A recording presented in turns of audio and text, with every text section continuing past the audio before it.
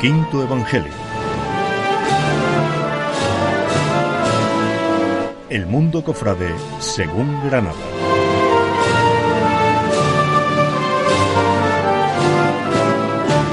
Quinto Evangelio. Tu programa de radio.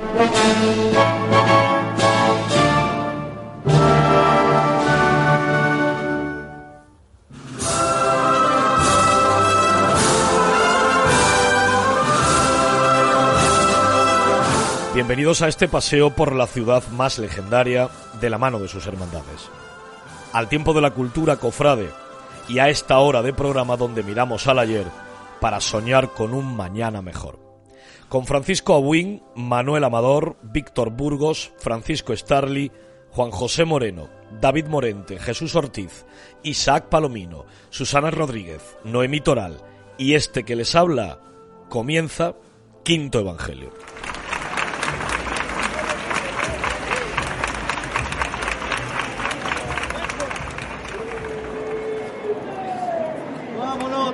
Con el señor de Realejo. ¡No, por igual valiente! ¡Esta es!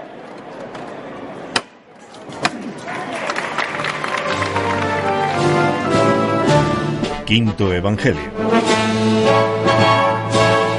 Tu programa de radio.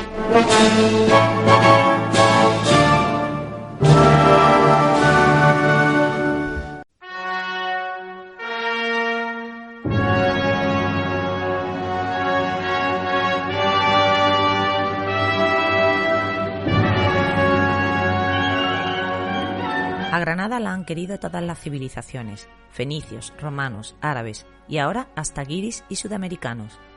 John Eliot, profesor en Oxford y Cambridge.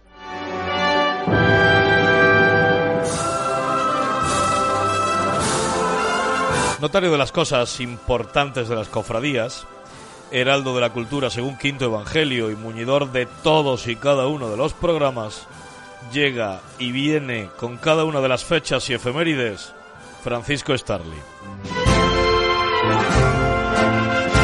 Doy fe, donde Granada es cultura.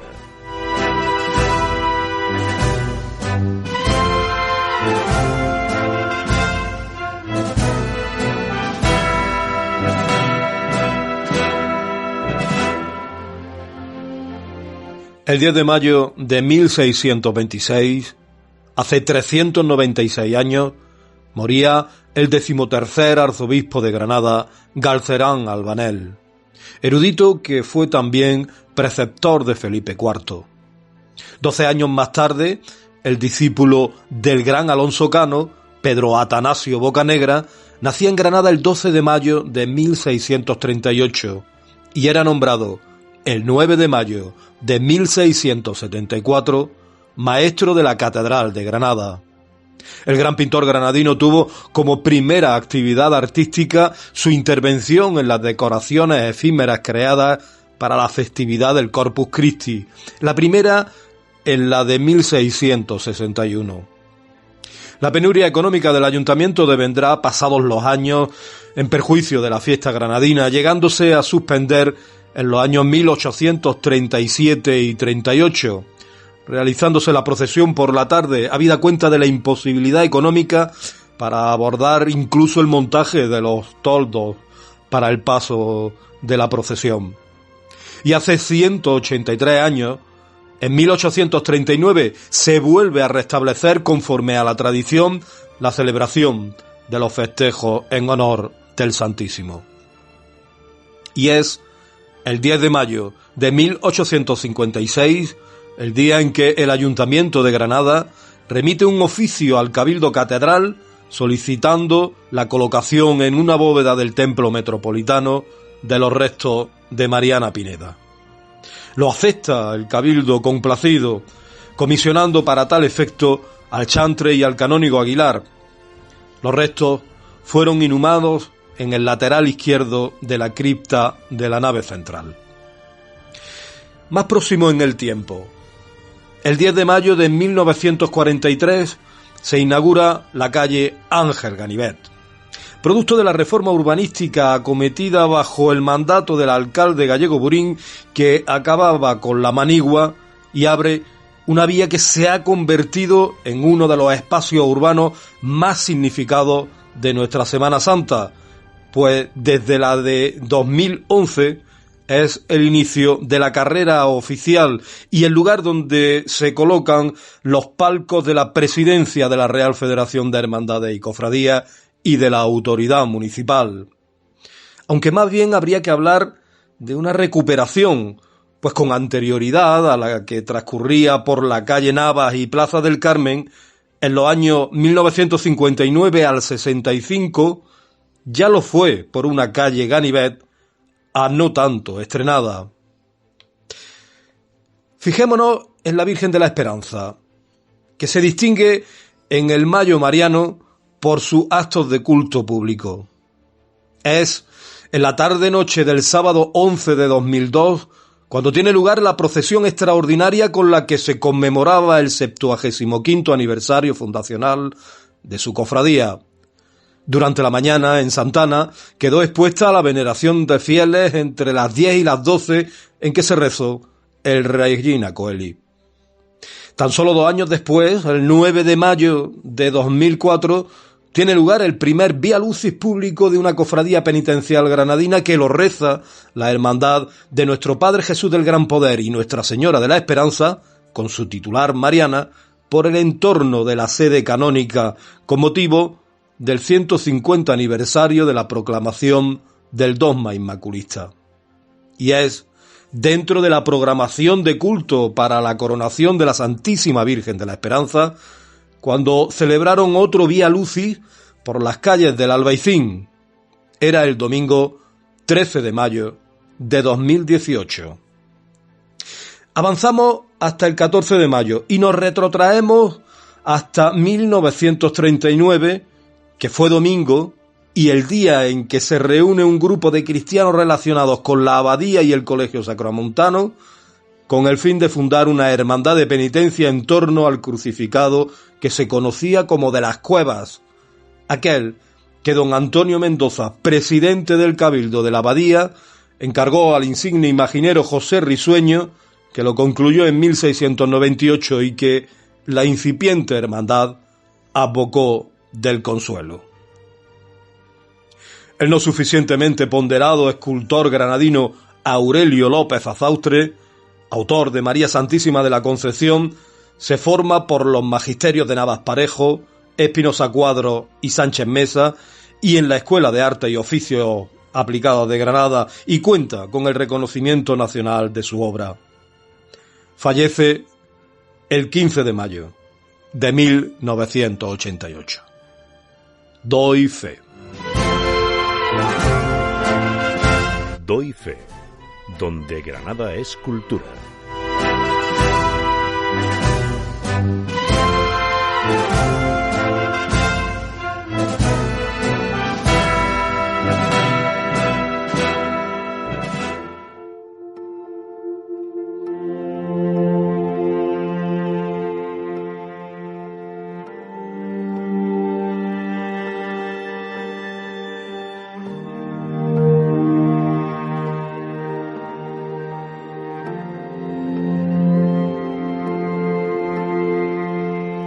Este sábado, 14 de mayo, se celebra el segundo Vía Lucis de la Juventud Cofrade, una fantástica iniciativa de la Pastoral Juvenil que anduvo presidida en su primera ocasión de 2019 por la Virgen de la Luz y que en esta de 2022 le toca a la Virgen de la Caridad. La historia del Vía Lucis nace en 1988. El sacerdote salesiano Sabino Palumbieri propuso la creación de un nuevo conjunto de estaciones centrado en la resurrección de Jesús y los acontecimientos posteriores de la misma. A las estaciones pasionistas, la fe católica tenía que sumarle la esperanza de la historia cristiana. La primera gran celebración pública de esta devoción fue en 1990, tras lo cual ganó un mayor valor. En diciembre de 2001, la Santa Sede promulgó un directorio sobre la piedad popular y la liturgia, elogiando la práctica del Vía Lucis. Hubo que esperar 13 años desde la idea del sacerdote salesiano y 11 años desde su primera celebración para que se pronunciara el Vaticano. y dijo: el Vía Lucis puede convertirse en una óptima pedagogía de la fe, porque, como se suele decir, por la cruz a la luz. El plan de Dios no constituye el fin de la vida, es la esperanza de alcanzar la verdadera meta del hombre, la liberación, la alegría y la paz, que son valores esencialmente pascuales. No hay ninguna lista universalmente acordada de las estaciones del Vía Lucis, ni ninguna autoridad de la Iglesia trata de imponer una definitiva.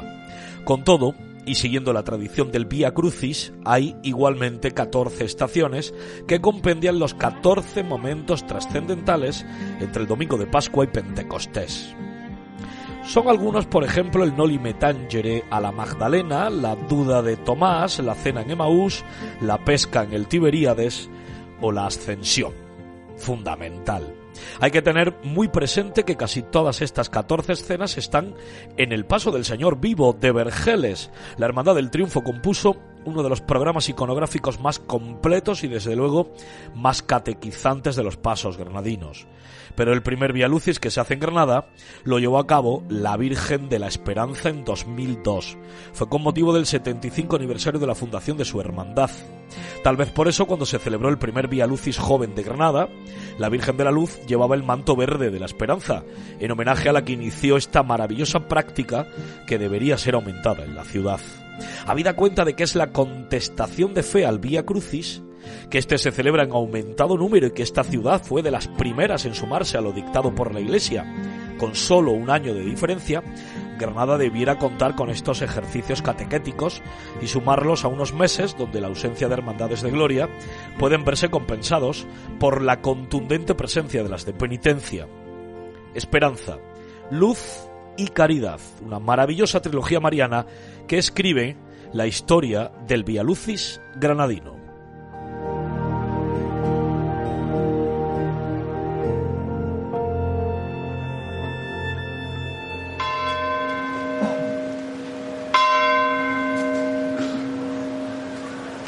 Santísimo Cristo de la Misericordia, Granada te espera. Venga, vámonos con ella otro poquito más. Fuerte para arriba con ella. Todos por igual valiente. ¡Esto es!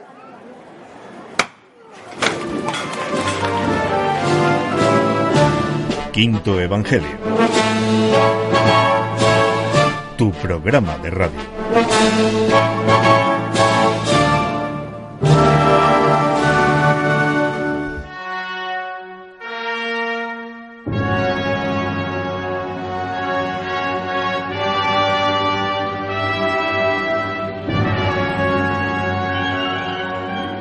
Como Granada hay poco o nada, como el famoso dicho. Es un monumento con otro. Fue hecha así para admirarla. Terence Simons, escritor español y Premio Planeta.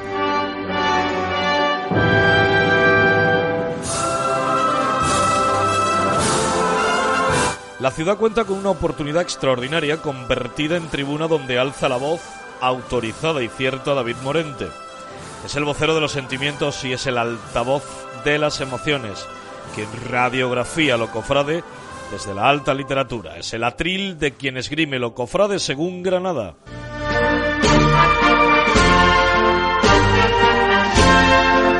El atril, por David Morente.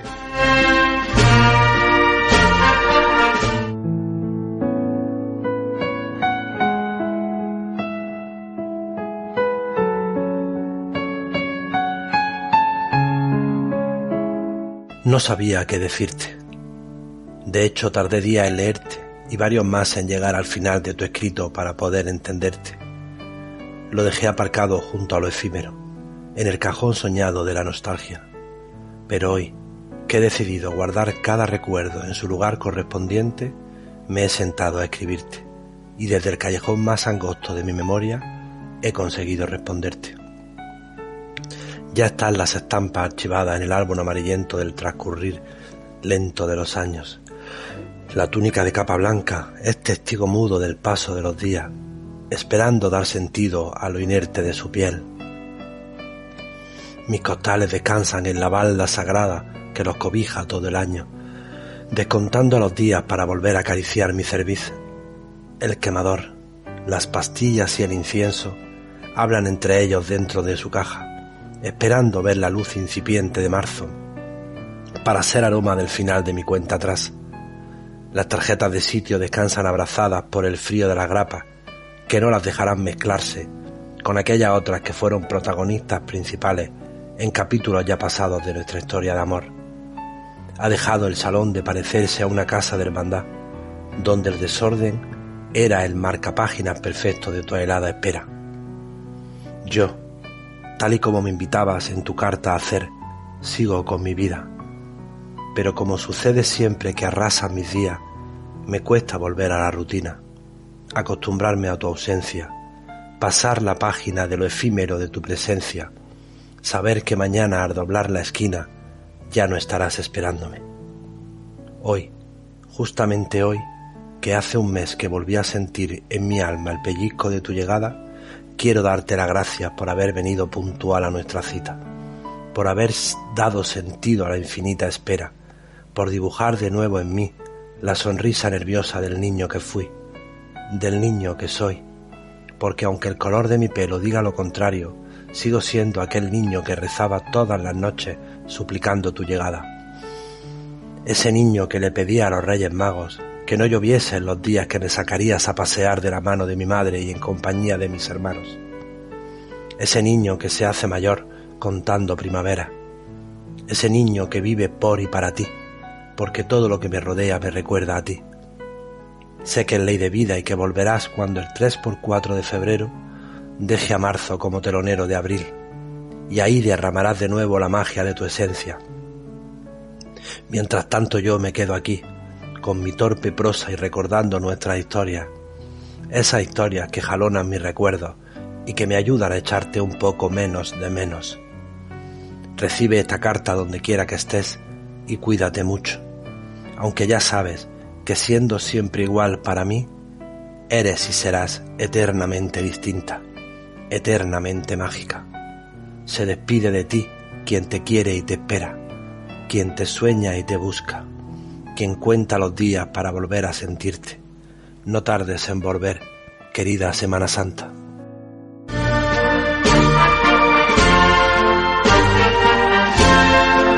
El Atril, por David Morente. Y por ustedes. Al cielo, ¿eh? Cielo, ¿eh? Como me ha gustado siempre a mí la levantar, con toda la fuerza. ¡Todos por igual, valiente! Cielo, ¿eh? A subir el pan. ¡Ya está! Bueno, quieto, quieto. Bueno, bien, bueno, bien.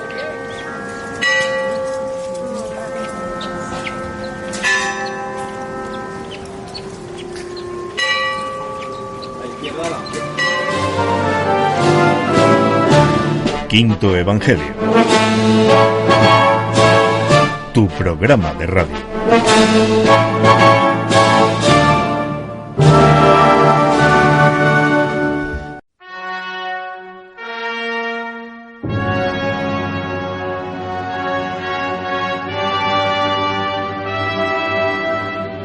Granada tiene dos grandes amigas, la literatura y la historia. Jaime Vicent Vives, historiador y catedrático de la universidad.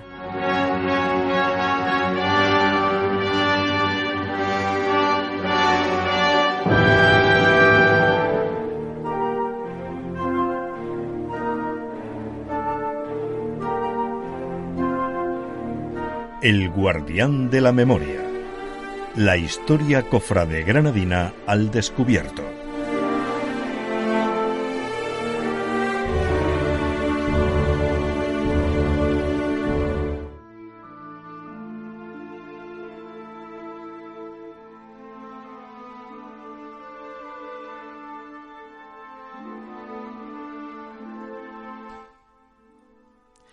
Como toda ciencia, la historiografía del arte también avanza. Algunas veces, gracias a descubrimientos maravillosos que protagonizan verdaderos profesionales, y puede que el más trascendente de los últimos años sea el profesor José Antonio Díaz Gómez, y otras veces en base a cuestionar lo ya establecido y con ello superar cuánto se sabía hasta la fecha. Esto nos ha ayudado siempre a aclarar autoría de imágenes y agradecerles a historiadores anteriores que sus pesquisas nos situaran. Está claro que el documento es la única prueba fiable, pero también que la hipótesis argumentada allana el camino y despeja las dudas. Así, por ejemplo, podemos empezar ya a argumentar que el dulce nombre de Jesús de Santo Domingo es de Alonso de Mena, que Jerónimo Quijano es deudor de Jacobo Florentino o que nada de Pedro de Mena creemos saber en la soledad de San Jerónimo. Pero por el contrario, la historiografía que progresa y supera lo ya sabido puede interpretarse según conveniencias, muchas de ellas localistas. En los últimos tiempos se afirma que no existen las escuelas sevillana y granadina, sino que es una sola, la andaluza, en virtud de las conexiones que a lo largo de los siglos han tenido y sostenido. Como imagináis, los defensores de esta tesis, ninguno es de Granada o de Sevilla, lo que nos hace pensar en efecto que no se puede estar ciego a evidencias si no es con otros propósitos lejos de los científicos. Los que sostienen tal cosa olvidan que hace ya más de 1000 años hubo un estilo global, un estilo universal, el románico, que anduvo por toda Europa, como luego el gótico y así cualquier movimiento estético. Las influencias entre pueblos son tan antiguas como la existencia de la humanidad, y las conexiones entre pueblos distantes miles de kilómetros entre sí no importaron. Hoy lo superamos en segundos, entonces costaba años, pero las conexiones se tenían. La escuela sevillana y la granadina son diferentes porque, sin poder negar el influjo entre ambas, maestros de una talla excepcional consiguieron crear para sí unos modos y maneras que continuaron otros artistas igualmente sobresalientes, acuñando así el concepto de escuela y especialmente de personalidad propia, algo que sin duda es indispensable para poder hablar del término escuela. Al hilo de esto, en los últimos tiempos se habla de Antequera o Málaga, probablemente en los lugares natales de quienes defienden la existencia de una única experiencia imaginera, la andaluza. En estas dos poblaciones los modelos siempre han sido confundidos con los granadinos. La presencia primero de los Gómez, nacidos en Granada, discípulos del maestro Pablo. Esto dice todo. La llegada de Pedro de Mena marca a cuantos, sin siquiera haberlo conocido vivo, imitarán el modelo de este granadino. Fíjense que José Miguel Alfaro y otros no llegan ni logran crear y pergeñar un estilo continuado, lo que evidencia la imposibilidad de hablar de modo, de manera, de sello personal. Si andamos en los círculos antequeranos, Andrés de Carvajal es un emulador de Mora, y los Márquez, oriundos de la provincia de Jaén, que antes pasan por Granada, no dejan de hacer tipologías asimilables a las granadinas. Para dar una idea global de lo dicho, en 2022 hay jóvenes imagineros sevillanos que hacen obras emulando los tipos granadinos, como homenaje a maestros de la talla de José de Mora, lo que deja patente el influjo de un estilo propio que, en base a su repetición en el tiempo, es el argumento más sólido para poder hablar de escuela. Si volvemos al punto de inicio, la diferencia entre Sevilla y Granada no puede empañarse, pero no es menos cierto que, si bien Sevilla acuñó modos y maneras con autores descomunales, la presencia de lo granadino hay que tenerla presente, más que para foráneos, para propios, para nosotros mismos. Montañés se llevó la lección de Granada, y creo que no hace falta volver a mencionarlo. La primera imagen netamente procesional la hace Pablo de Rojas con la imagen del Nazareno, y queda demostrado cómo Francisco de Ocampo coincide con sus imágenes en las experiencias granadinas anteriores. José de Arce imita las composiciones de Alonso Cano. Antes del tipo cristológico de Juan de Mesa, ya Alonso de Mena había ejecutado algo así, y la corona de espinas tallada directamente, la corona de espinas craneal, se había pergeñado incluso en Granada con anterioridad. Conviene desmentir alguna cosa. Alonso Cano jamás estuvo de aprendiz con Montañés, una mentira que se dice y en la que se insiste mucho. Pedro Roldán además trabaja en Granada, se forma en Granada y aquí conoce tipologías faciales femeninas concretas. No sabemos si todavía sigue en pie que la dolorosa sevillana, la Esperanza Macarena, salió de su taller. Y por último, el asunto de la dolorosa, sevillana o granadina. En primer lugar, el canon de belleza de hace siglos y el de ahora no tienen nada que ver. En segundo lugar, la espiritualidad del pueblo de hace 400 años y el de ahora también es muy distinto, y por tanto los instrumentos que un imaginero tiene que emplear para lograr unción sagrada han de ser diferentes. Y especificado esto, seguro que no hace falta contar que queda Al cabo solo una, y nada más que una dolorosa sevillana antigua, sin retallar, intervenir, modificar o sin adaptar a los gustos y a la fe de los tiempos modernos.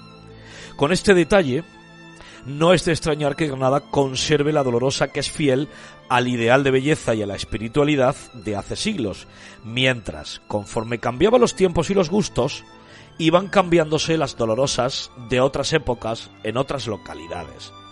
Así que, a manera de conclusión, no existe una escuela homogénea, existen dos en el sur de España. No hay una mejor que la otra. Durante 200 años compartieron muchas experiencias. En los demás lugares hay talleres, hay focos, pero no podemos decir que haya escuelas.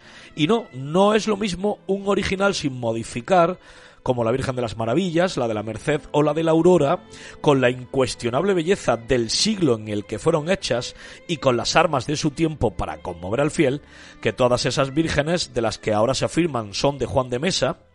Y sin embargo vemos que de Juan de Mesa poco ha de quedarles habida cuenta de todas las intervenciones históricas que llevan a lo largo de los siglos.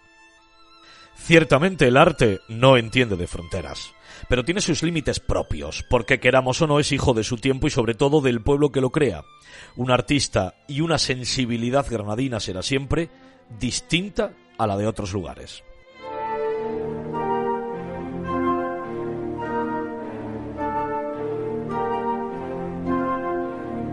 El guardián de la memoria.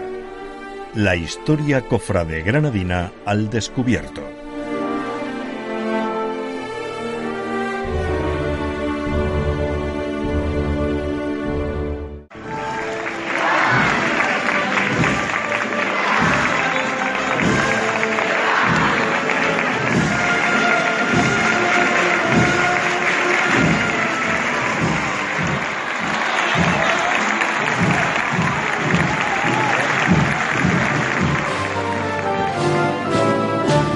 Quinto Evangelio. Tu programa de radio.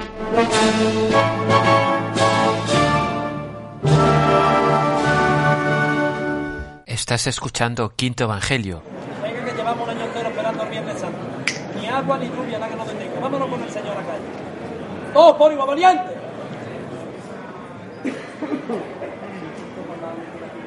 ¡Oh, este!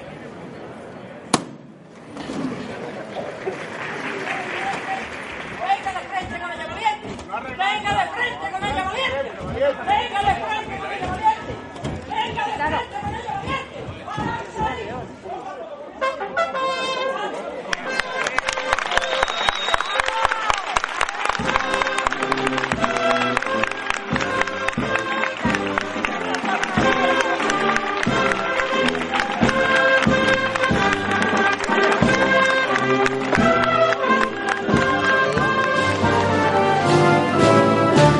Quinto Evangelio. Tu programa de radio.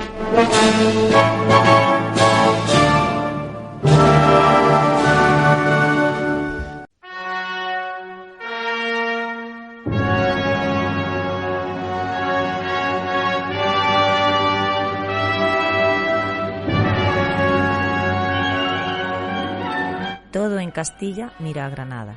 Todos los reyes de Castilla soñaban con Granada. Miguel Delibes, escritor y miembro de la Real Academia de la Lengua.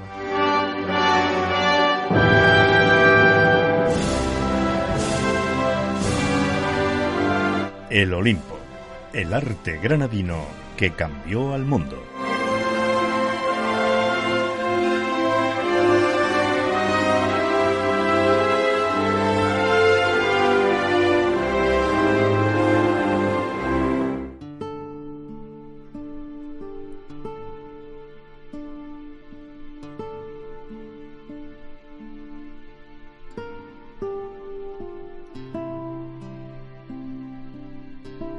Arte granadino, excelencia del arte granadino y el doctor Isaac Palomino puntual cada programa, cada martes, para ofrecernos tantas y tantas cosas. Me alegro mucho de verte, amigo mío. Igualmente para mí, sabes que es recíproco, David, yo no puedo faltar a esta cita donde uno se siente tan a gusto. ¡Qué alegría! ¡Qué alegría! Hombre. Pues nada, te voy a ceder el testigo porque nos queda tanto que aprender. Pues hoy vengo con un interés especial. Hoy creo que podemos traer al Olimpo uno de los Olimpos con mayúscula del arte granadino, una de esas picas en Flandes que puso el arte granadino y que, bueno, suele pasar desapercibido, que tiene un nombre propio, que tiene un espacio de nacimiento propio y que creo que puede ser una de las grandes contribuciones del arte y de la creación granadina a la iconografía cristiana a nivel mundial. Espero no equivocarme en la grandilocuencia de mis palabras, pero los estudios que hemos realizado hasta el momento creo que así pueden justificarlo. Traemos un nombre propio, la aurora divina, la aurora gloriosa. Todos creo que conocemos, y quien no, yo lo invito a conocer la iconografía de la aurora gloriosa que se venera en Granada, sus territorios limítrofes, Córdoba, Málaga, Almería, Murcia y Comunidad Valenciana. Quiero que retengan muy bien estos territorios en su mente. Esa Virgen que está sedente sobre un trono de nubes, rodeada de querubines, con un cetro en su mano y portando con la otra mano, enarbolando el banderín, donde aparece o bien el anagrama de María y especialmente el sol. Esta Virgen que anuncia la llegada de Cristo al alba de la mañana, la aurora y el sol, es decir, el momento lumínico que precede a la salida del sol, es la presencia de María, una tradición antiquísima. Nos remontamos a culturas indoeuropeas de siglo 5000 antes de Cristo tranquilamente, donde todas esas culturas ya planteaban la presencia de una figura femenina que surcaba los cielos, abriendo las puertas al rey principal, al sol. Pues bueno, esa manera de representar a la Virgen, como acabamos de describirla, no se conoce en ningún espacio, en ninguna tierra, en ningún lugar, hasta, según les vuelvo a repetir, según los estudios que hemos llevado hasta el momento, no se conoce hasta que en el siglo XVII, segunda mitad del siglo XVII, aparece representada en Granada. Independientemente de que hablemos de una fecha concreta, de 1698 o alguna década anterior, como bien plantea mi buen amigo José Antonio Díaz, ahí tenemos nuestro caballo de batalla entre los dos. Será en el año 1698, el 8 de mayo, en la iglesia del Santo Ángel Custodio de la Gran Vía, cuando se bendiga una escultura, obra de la Casa de los Mora, de un Bernardo de Mora. No sabemos bien, ahí viene el caballo de batalla, si Bernardo padre o Bernardo hijo, pero independientemente de a quien se le dé la imagen, ese día se bendice esa iconografía por primera vez en nuestras tierras y posiblemente en el resto del orbe cristiano.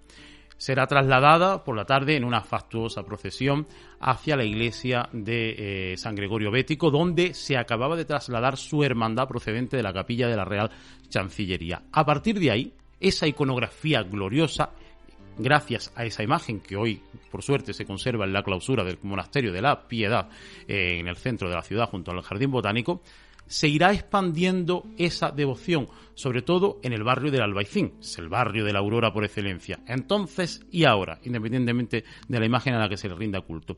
Esa expansión a través de las hermandades de la aurora hará que esa iconografía llegue a las tierras de Córdoba, de Málaga, de Almería, Murcia y el resto de Levante, sobre todo la Comunidad Valenciana ya bien avanzado del siglo XVIII y principios del XIX, pero hasta el momento no se conocía. Si salimos de esos territorios que acabamos de mencionar, la Virgen de la Aurora va a ser cualquier otra iconografía gloriosa de la Virgen María, Virgen con niño, una Asunción, una Inmaculada, pero nunca... Vírgenes vestideras, vírgenes de talla... Efectivamente, e incluso, pues bueno, luego en el siglo XX se extrapola también a la iconografía dolorosa de María, como tenemos el claro ejemplo aquí en la iglesia de San Miguel Bajo, pero ese modelo iconográfico no se conoce en otros territorios, en otros sitios, en otras zonas del culto cristiano.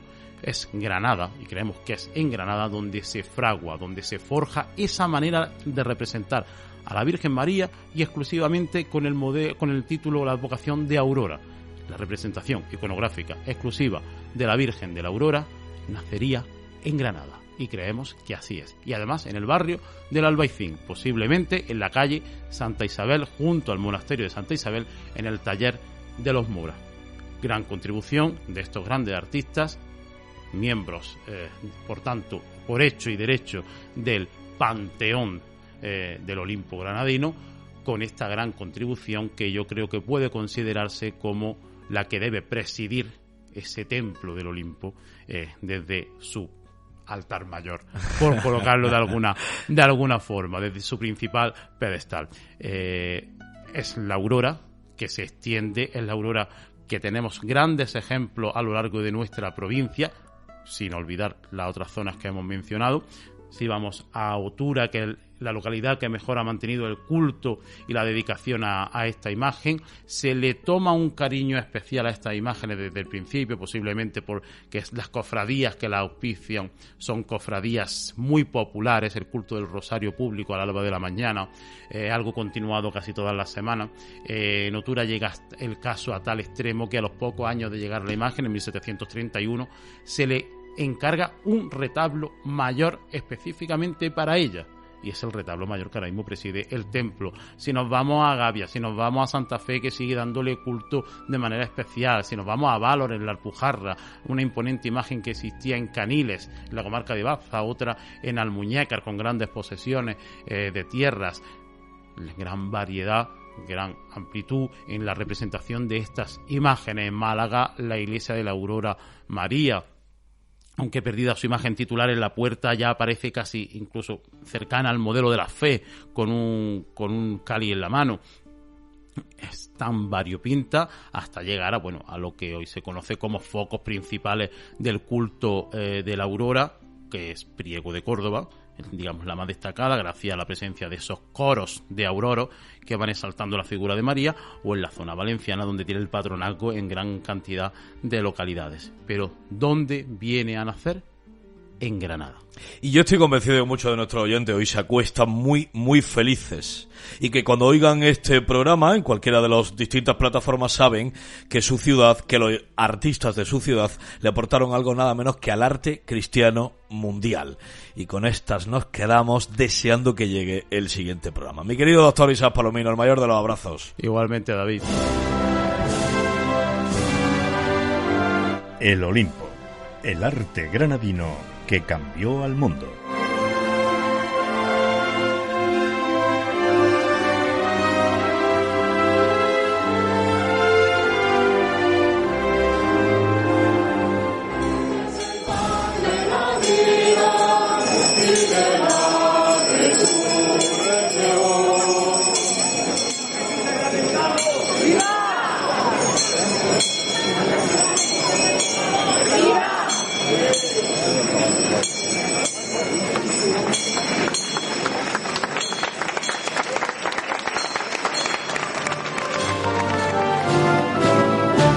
Quinto Evangelio.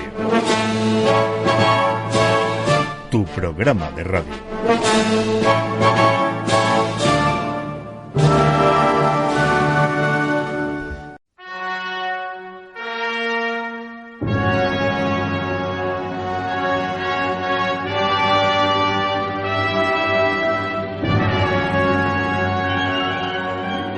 Canto a Granada por todos los países del mundo. Y en todos saben de su extrema belleza. Plácido Domingo, cantante, director y compositor.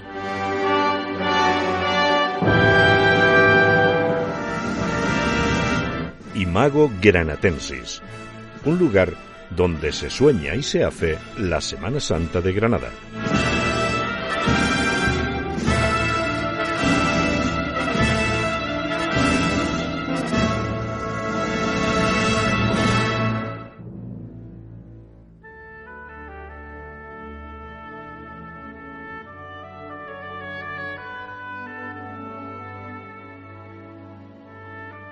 A construir el futuro, mirando a Granada, mirando nuestra historia, mirando nuestro pasado. Noemí Toral, ¿cómo estás? Pues aquí estamos, ardiente por volver a contaros qué es lo que he encontrado esta semana. Pero además con una felicidad impresa. Yo por lo menos te la noto por varios motivos, ¿no? Porque ¿qué pasa tal día como hoy? Tú sí lo sabes, ¿qué pasa tal día como hoy? Bueno, vamos a ver, tal día como hoy, un señor que no sé, quizás os suena, un tal Miguel Ángel, empezó a pintar la Capilla Sixtina. Anda. Que por cierto, si no conocéis la película El Tormento y el Éxtasis, que sale el de los 10 mandamientos, ¿cómo se llama? Charlton Heston. Charlton Heston, protagonizada por Charlton Heston, es magnífica. Y va sobre eso, sobre Miguel Ángel pintando la Capilla Sixtina. Apuntada. Y vamos a quitarle un poco de protagonismo al bueno de Francisco Echarli. Vamos a usurparle el camino de las efemérides, porque estamos cumpliendo 475 años de la muerte del gran Francisco de los Cobos. Así es. El gran secretario del emperador, el gran constructor de tantas cosas. Efectivamente. Que también deja en Granada un poco de pozo. Hombre, lo hace especialmente en Úbeda, claro. Sí, pero a Granada no la olvida ni siquiera cuando la visita como secretario de nada menos el emperador. Efectivamente. Yo, fíjate, siempre que paso por la Puerta del Perdón, pienso en él. Porque al fin y al cabo él, en su capilla funeraria, se hizo una copia de la Puerta del Perdón de aquí de Granada. O sea, que Granada la llevaba en el corazón. Nuestro especial homenaje a una figura tan fundamental. Construyamos el futuro con tu voz, construyamos el futuro de Granada a través de tus investigaciones. Todo tuyo, Noemí. Pues vamos a por él. Jolín, no me lo creo ya. Capítulo 30, madre mía. Pues te quedan todavía, ¿eh? Pues hoy vamos a hablar sobre tapices.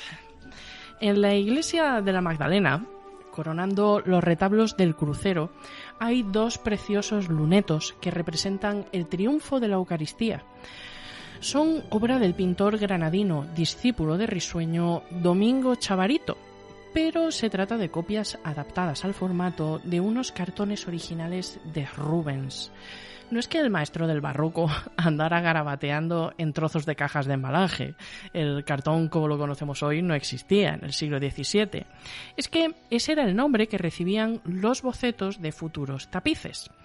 Aquel fue el encargo más importante de su vida y donde es evidente que echó toda la carne en el asador, siendo un alarde no solo de su enorme talla como artista, sino también de sus conocimientos de teología, historia e iconografía. Este trabajo, que en origen iba destinado al convento de las Descalzas Reales de Madrid, causó tal sensación que se reprodujo por doquier, de ahí las copias que tenemos en Granada. Esos lunetos me hacen pensar en cómo nos hemos olvidado del arte del tapiz. Granada contó en su patrimonio con extraordinarias series de tapices de primerísimo orden, de los cuales apenas quedan unos pocos, pero que, a pesar del natural deterioro que imprime el paso del tiempo, aún dejan intuir cuán magníficos fueron. Hace poco pudimos ver el precioso paño de Ariadna Reina en la exposición de inéditos en el Museo de Bellas Artes, y en el destartalado Museo de la Catedral puede verse la serie de tapices sobre la vida del emperador Constantino, que perteneció a la Hermandad de San Nicolás.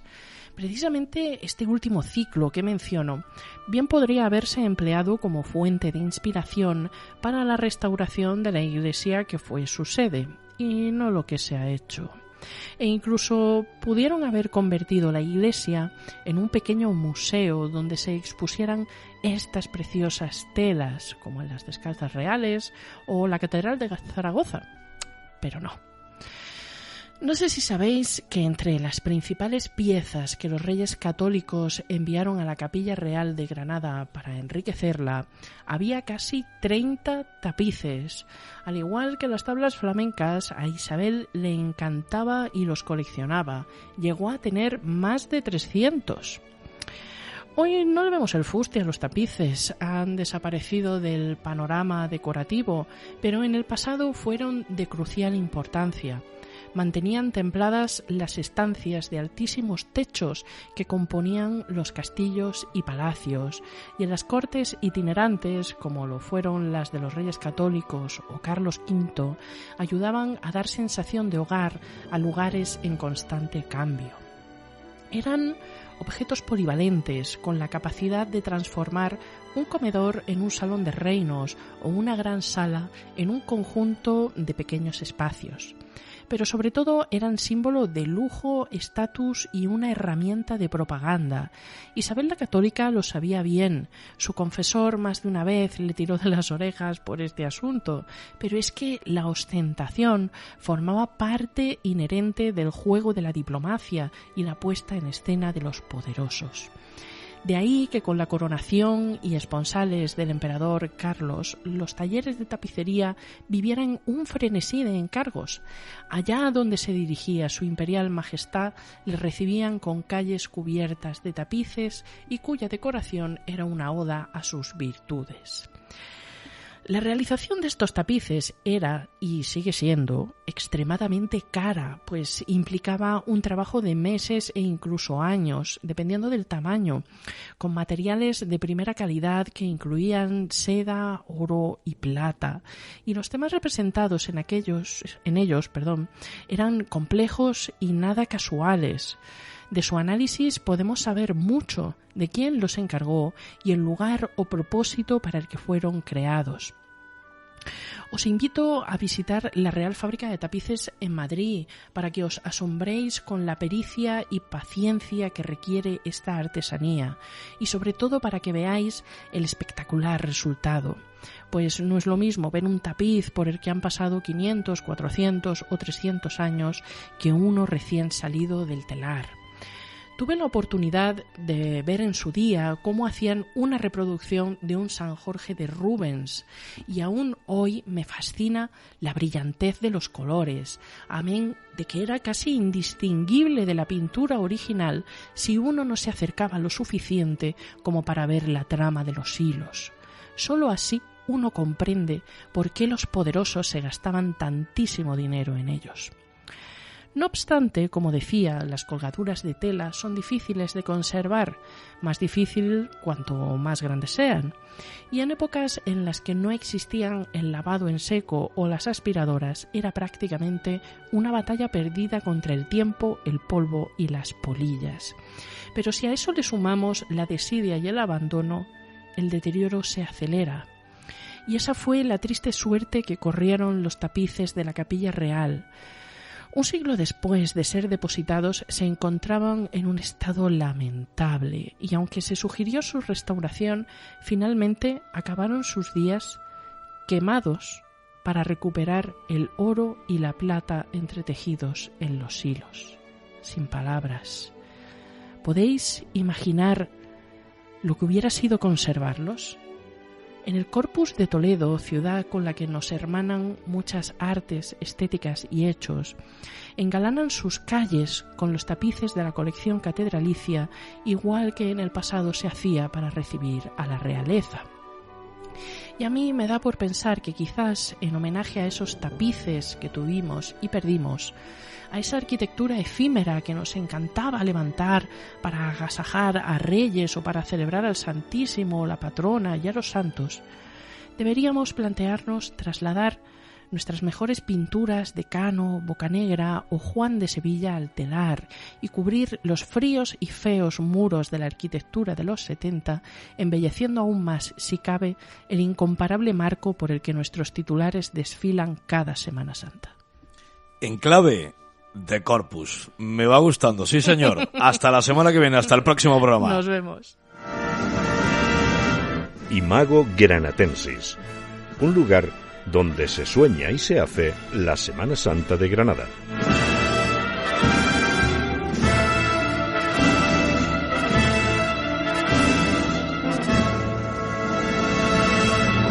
¡Vámonos ya, artistas!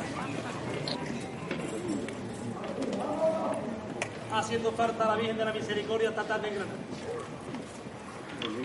A ella sola, con una tarde, le basta para dejar aroma para un año entero. ¡Todos por igual variantes! ¡Ahí está!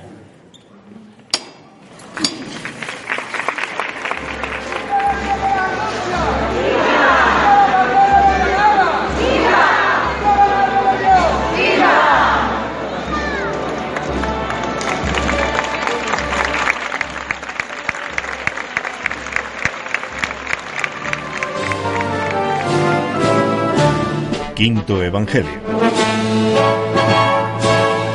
tu programa de radio.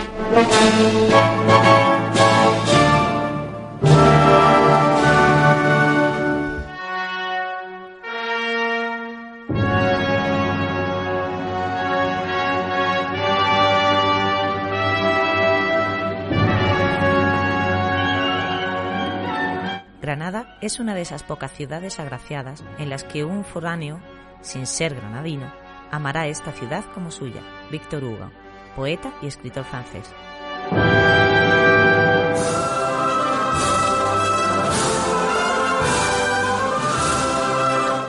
No sabemos cómo darte las gracias por tanto que nos das, pero en tan solo una semana te estaremos esperando con un nuevo programa. Hasta tanto, quédate con nuestro afecto y no olvides que sin ti no tendría sentido Quinto Evangelio. Quinto Evangelio. El mundo cofrade según Granada.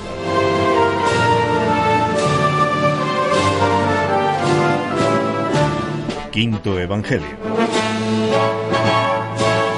Tu programa de radio.